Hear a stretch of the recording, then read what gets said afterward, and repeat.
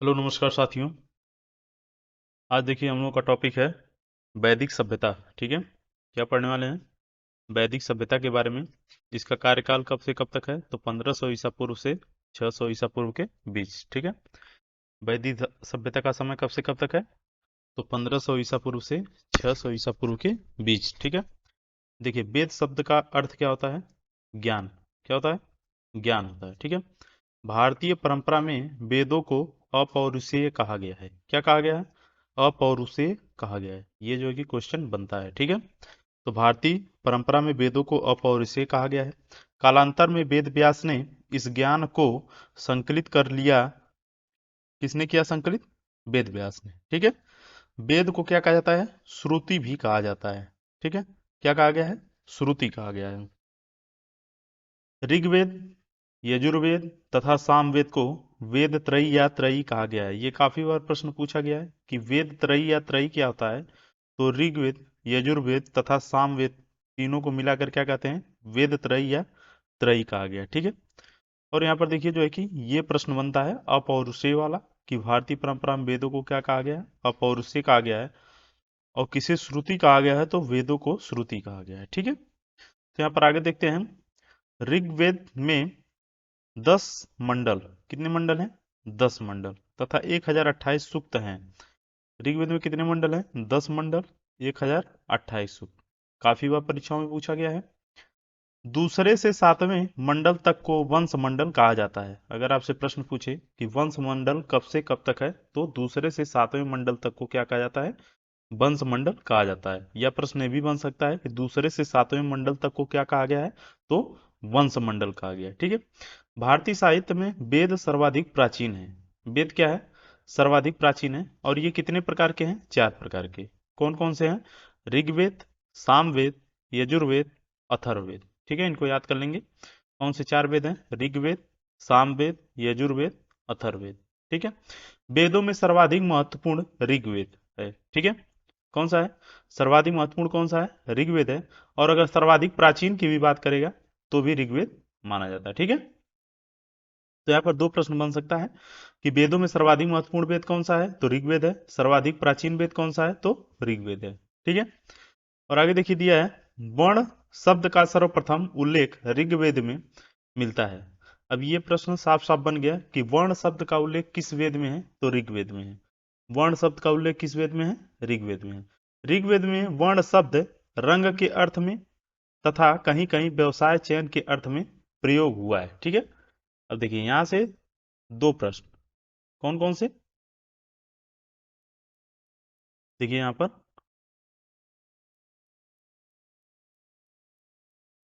जैसे यहां पर दिया है कि ऋग्वेद में वर्ण शब्द किसके लिए प्रयोग हुआ है? रंग के अर्थ में। और कहीं कहीं किसके लिए प्रयोग हुआ है? व्यवसाय चयन के अर्थ में। तो यहाँ पर ये दोनों से प्रश्न बन सकता है। वैसे आपसे व्यवसाय चयन के बारे में ही पूछा जाता है ज्यादातर।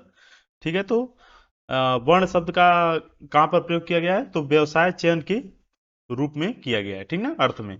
और यहाँ पर जो कि वर्ण शब्द का सर्वप्रथम उल्लेख कहाँ मिलता है? तो ऋग्वेद में मिलता है। ये भी याद रखिएगा। और वर्ण शब्द का मतलब क्या है? ये भी आप जान गए कि रंग के अर्थ में कहीं प्रयोग हुआ है, कहीं पर व्यवसाय चयन के अर्थ में प्रयोग हुआ है। ठीक है, आर्यों को गौर वर्ण तथा दासों को कृष्ण वर्ण कहा गया है। आर्यों को क्या कहा गया है? गौर वर्ण तथा दासों को क्या कहा गया है? कृष्ण वर्ण कहा गया है। ठीक है, प्रारंभ में हम 3 वर्णों का उल्लेख पाते हैं। देखिए प्रारंभ में हम कितने वर्णों का उल्लेख पाते हैं? 3 वर्णों का उल्लेख पाते हैं। कौन? ब्रह्म, क्षत्र तथा विष। ठीक है, कौन कौन? ब्रह्म, क्षत्र तथा विष। लेकिन कालांतर में एक चौथा वर्ण आता है। वो कौन सा वर्ण था? शूद्र वर्ण। कौन सा था? शूद्र वर्ण। ठीक है, तो प्रारंभ में हम कितने वर्णों का उल्लेख पाते हैं? 3 वर्णों का। कौन कौन से थे? ब्रह्म, क्षत्र तथा विष। और कालांतर में एक चौथा वर्ण आता है जिसे हम कहते हैं शूद्र। ठीक ना, शूद्र नाम से समाज में उत्पन्न हुआ है। ऋग्वेद के 10वीं मंडल के पुरुष सूक्त में सर्वप्रथम शूद्र शब्द मिलता है। देखिए ये जो चौथा वर्ण शूद्र शब्द का प्रयोग मिलता है, ये कहां पर मिलता है? तो ऋग्वेद के 10वीं मंडल के पुरुष सूक्त में सर्वप्रथम शूद्र शब्द का उल्लेख मिलता है। ठीक है, और जो है कि नीचे देखते हैं क्या है। तो यहाँ पर जो है कि शूद्र शब्द का उल्लेख मिलता है तो किसमें, ऋग्वेद के 10वें मंडल में। ठीक है, ये बहुत महत्वपूर्ण है, इसको याद रखिएगा। और किस सूक्त में, पुरुष सूक्त, दोनों से बनता है प्रश्न कि ऋग्वेद में किस मंडल में जो है कि शूद्र शब्द का उल्लेख मिलता है, तो 10वें मंडल में। किस सूक्त में मिलता है, तो पुरुष सूक्त में। यहाँ चारों वर्णों की उत्पत्ति एक विराट पुरुष के विभिन्न अंगों से बताई गई है। ये जो चारों वर्ण हमने पढ़ा है, ब्रह्म, छत्र और विष, और एक चौथा वर्ण हमने पढ़ा है शूद्र, ठीक ना। इन चारों की उत्पत्ति कहाँ से बताई गई है, तो एक विराट पुरुष के विभिन्न अंगों से बताई गई है। ठीक है, आगे देखते हैं। ऋग्वेद में ऋग्वेद में ईश्वर महिमा, मतलब ईश्वर की महिमा या देवताओं की स्तुति के बारे में बताया गया है। ठीक ना, किसका वर्णन है, उल्लेख है इसमें, तो ईश्वर की महिमा या देवताओं की स्तुति के बारे में ऋग्वेद में उल्लेख है। यजुर्वेद में किसका है, कर्मकांड, मतलब बलिदान विधि के बारे में किसमें है, यजुर्वेद में। ठीक है, और सामवेद किससे संबंधित है, तो संगीत या गायन से। ठीक है, संगीत या गायन से संबंधित कौन है, सामवेद।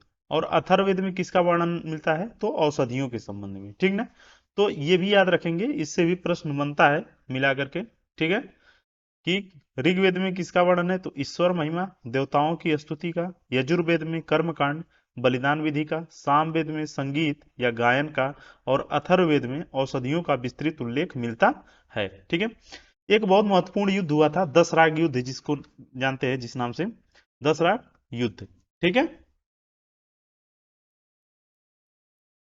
तो 10 राग युद्ध कहां पर हुआ था, तो परुष्णी नदी, जिसको हम रावी भी कहते हैं, ठीक ना, के तट पर सुदास एवं 10 जनों के बीच लड़ा गया था। यह भी प्रश्न बनता है कि किसके बीच, तो सुदास, राजा सुदास और 10 जनों के बीच लड़ा गया था। किस नदी के तट पर लड़ा गया था, तो परुष्णी नदी या रावी नदी के तट पर। कौन सा युद्ध का नाम क्या था, तो 10 राग युद्ध। ठीक है, आगे देखिए, यहाँ पर दिया है वेद, उपवेद और उनके रचनाकार। वेद के उपवेद कौन से हैं और उनके रचनाकार कौन है, इसके बारे में हम लोग अध्ययन करेंगे। ठीक है, तो देखिए, वेद, उपवेद और रचनाकार। वेद, उपवेद और रचनाकार। पहला वेद कौन सा है, ऋग्वेद। कौन सा है, ऋग्वेद। इसका उपवेद कौन सा है, आयुर्वेद। ठीक है, और रचनाकार कौन है, धन्वंतरी। इसको याद रखिएगा, बहुत ही महत्वपूर्ण है। इससे प्रश्न बनता है कि ऋग्वेद के उपवेद कौन से हैं, आयुर्वेद, और रचनाकार धन्वंतरी। ठीक है, यजुर्वेद का उपवेद कौन सा है, धनुर्वेद। रचनाकार कौन है, विश्वामित्र। सामवेद का उपवेद कौन सा है, गंधर्ववेद। रचनाकार है भरत मुनि। अथर्ववेद का कौन सा उपवेद है, शिल्पवेद, और रचनाकार है विश्वकर्मा। ठीक है, तो चारों वेद के उपवेद और रचनाकार के बारे में हमने देख लिया। ठीक है, आगे देखते हैं। ऋग्वेद के तीसरे मंडल में गायत्री मंत्र का उल्लेख है। किसका उल्लेख है, तीसरे मंडल में गायत्री मंत्र का उल्लेख है। और तीसरा मंडल विश्वामित्र से संबंधित है। देखिए, यहाँ पर जो यजुर्वेद के रचनाकार थे कौन थे, विश्वामित्र थे। वहीं पर जो है कि ऋग्वेद के तीसरे मंडल में गायत्री मंत्र का उल्लेख है, और इससे कौन संबंधित है तीसरे मंडल से, तो विश्वामित्र जी संबंधित थे। ठीक है, चलिए आगे देखते हैं। ऋग्वेद के 10म मंडल में नदी सूक्त है। कौन सा है, नदी सूक्त। और ऋग्वेद में सर्वाधिक पवित्र नदी किसको माना गया है, तो सरस्वती को माना गया है। ठीक ना, ऋग्वेद में अगर सर्वाधिक पवित्र नदी का कोई है वर्णन, तो किसके बारे में है, सरस्वती के बारे में। ठीक है, इसको क्या कहा जाता है, तो इनको नदियों की माता या नदीतमा कहा जाता है। ठीक ना, नदियों की माता या नदीतमा, ये प्रश्न बनता है, काफी बार जो है कि बना है परीक्षाओं में, कि ऋग्वेद की सर्वाधिक सर्वाधिक पवित्र नदी कौन सी है, तो सरस्वती।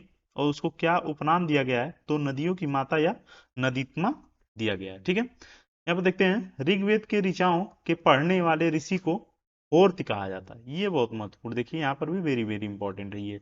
ये सारे जो भी प्रश्न आप लोगों को बताया जा रहा है, ये सारा कहीं ना कहीं किसी न किसी परीक्षाओं में पूछा गया प्रश्न है। ठीक है, तो इसको बहुत ही ध्यानपूर्वक पढ़ करके आप लोग जो है कि इसको नोट्स बना लीजिएगा, और ये आपकी परीक्षाओं में बहुत ही महत्वपूर्ण कदम होगा। ठीक ना, ये आपकी तैयारी में बहुत ही महत्वपूर्ण भूमिका निभाने वाला है। तो यहाँ पर ऋग्वेद के ऋचाओं के पढ़ने वाले ऋषि को क्या कहते थे, होर्त कहा जाता है। ये प्रश्न बनता है कि ऋग्वेद के ऋचाओं के पढ़ने वाले ऋषि को क्या कहा जाता है, होर्त कहा जाता है। या होर्त किससे संबंधित है, तो ऋग्वेद के ऋचाओं के पढ़ने से संबंधित है। ठीक है, तो ऐसा प्रश्न इससे बनता है। यजुर्वेद के पाठकर्ता को क्या कहा जाता था, अध्वर्यु कहा जाता था। क्या कहा जाता, अध्वर्यु। और सामवेद के पाठकर्ता को क्या कहा जाता, उद्गाता। क्या कहा जाता था, उद्गाता। सामवेद के पाठकर्ता को उद्गाता कहा जाता था। ठीक है, सबसे नया वेद, सबसे नया वेद कौन सा है? अथर्ववेद है। इसमें क्या है? तो जादू टोना तथा तंत्र मंत्र का उल्लेख है। किसका उल्लेख है? जादू टोना तथा तंत्र मंत्र का उल्लेख है। ठीक है। वेदों की टीकाओं को ब्राह्मण ग्रंथ कहा जाता है। वेदों की टीकाओं को क्या कहा जाता है? तो ब्राह्मण ग्रंथ कहा जाता है। ठीक है, ब्राह्मण ग्रंथ कहा जाता है। आगे देखिए दिया है, आर्य प्राचीन भारत, यूरोपी एवं प्राचीन ईरानी भाषा बोलने वालों के लिए प्रयुक्त शब्द है। आर्य क्या है? तो प्राचीन भारत, यूरोपी एवं प्राचीन ईरानी भाषा बोलने वालों के लिए प्रयुक्त शब्द है। वैदिक संस्कृति में आर्य शब्द श्रेष्ठ, शिष्ट अथवा सज्जन तथा नैतिक अर्थ में महाकुल, कुलीन, सभ्य, साधु आदि के लिए प्रयुक्त हुआ है। तो देखिए आर्य शब्द किसके लिए प्रयोग हुआ है? तो आर्य शब्द जो प्रयोग हुआ है वैदिक संस्कृति में वो श्रेष्ठ, शिष्ट अथवा सज्जन तथा नैतिक अर्थ में अगर देखेंगे तो महाकुल, कुलीन, सभ्य, साधु आदि के लिए प्रयुक्त हुआ है। ठीक है। सायणाचार्य ने अपने ऋग्भाष्य में आर्य का अर्थ, सायणाचार्य के अनुसार अपने ऋग्भाष्य में इन्होंने उल्लेख किया है कि आर्य का क्या अर्थ है। तो विज्ञ, यज्ञ का अनुष्ठाता, विज्ञ श्रोता, विज्ञान आदरणीय अर्थात अथवा सर्वत्र गंतव्य। ठीक है। उत्तम वर्ष, मनु और कर्म अनुष्ठान से श्रेष्ठ आदि बताया है। ठीक है। तो इन्होंने बहुत सारी बातें बताई है इसमें। क्या क्या बताया है उसके अर्थ के बारे में? तो विज्ञ बताया है आर्य शब्द, आर्य शब्द का। यज्ञ का अनुष्ठाता बताया है, विज्ञ श्रोता बताया है, विज्ञान आदरणीय अथवा सर्वत्र गंतव्य, उत्तम वर्ष, मनु और कर्म अनुष्ठान से श्रेष्ठ आदि बताया है। अतः आर्य शब्द संस्कृत भाषा का शब्द है जिसका शाब्दिक अर्थ क्या होता है? श्रेष्ठ या कुलीन। ये प्रश्न बनता है। ठीक है, ये यहाँ से प्रश्न बनता है कि आर्य शब्द किस भाषा का है? संस्कृत भाषा का है, शब्द है जिसका शाब्दिक अर्थ क्या होता है? श्रेष्ठ या कुलीन होता है। ठीक है, आगे देखते हैं। क्लासिकल संस्कृत में आर्य शब्द का अर्थ एक उत्तम व्यक्ति है। क्लासिकल संस्कृत के अनुसार क्या है? आर्य शब्द का अर्थ क्या है? एक उत्तम व्यक्ति है। ठीक है। वैदिक साहित्य में कहीं भी आर्य एक जाति अथवा विशेष भाषा भाषी के रूप में उल्लेख नहीं हुआ है। तो वैदिक साहित्य में कहीं भी आर्य का एक जाति अथवा विशेष भाषा भाषी के रूप में उल्लेख नहीं हुआ है। आर्य पुत्र या आर्य कन्या से आशय उत्तम एवं सुसंस्कृत व्यक्ति से रहा है। आर्य पुत्र या आर्य कन्या से आशय उत्तम एवं सुसंस्कृत व्यक्ति से रहा है। सर्वप्रथम मैक्स मूलर ने 1853 में आर्य शब्द का प्रयोग एक श्रेष्ठ जाति के आशय से किया था। यह प्रश्न जो है कि बनता है कि सर्वप्रथम किसने? तो मैक्स मूलर ने 1853 में आर्य शब्द का प्रयोग एक श्रेष्ठ जाति के आशय से किया था। ठीक है। आर्य का प्रारंभिक जीवन मुख्यतः क्या है? पशुचारक था। आर्य का प्रारंभिक जीवन मुख्यतः क्या था? पशुचारक था तथा कृषि उनका गौण धंधा था। ठीक ना। इनका जो प्रारंभिक जीवन था मुख्यतः पशुचारक था और कृषि उनका एक गौण धंधा था। भरत कुल के पुरोहित वशिष्ठ थे। भरत कुल के पुरोहित कौन थे? वशिष्ठ थे। ये भी प्रश्न बनता है कि भरत कुल के पुरोहित कौन थे? वशिष्ठ थे। आर्यों ने घोड़ा द्वारा चलाए जा रहे रथों का प्रयोग किया। आर्यों ने क्या किया? घोड़े द्वारा चलाए जा रहे रथों का भी प्रयोग किया था। ऋग्वेद में 21 नदियों का जिक्र है। देखिए कुल कितनी नदियों का जिक्र है? 21। लेकिन सर्वाधिक पवित्र नदी के बारे में हमने पढ़ा है, कौन सी थी? सरस्वती नदी। ठीक ना, सरस्वती नदी जिसको नदीतमा भी कहा जाता है। ठीक है। और यहाँ पर देखो 21 नदियों का जिक्र है। आर्यों की सर्वाधिक प्राचीन संस्था का नाम विदत। ये भी एक प्रश्न बनता है कि आर्यों की सर्वाधिक प्राचीन संस्था कौन थी? तो विदत थी। और श्रेष्ठ लोगों की संस्था को क्या कहते थे? समित कहते थे। क्या कहते थे? समित कहते थे। श्रेष्ठ लोगों की संस्था कौन सी थी? समित थी। ठीक है। राजा को चुने और पदच्युत करने का अधिकार किसको था? तो समित को ही था। किसे था?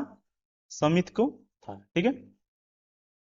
राजा को चुनने और पदच्युत करने का अधिकार किसके पास था? तो समित के पास था। ठीक है।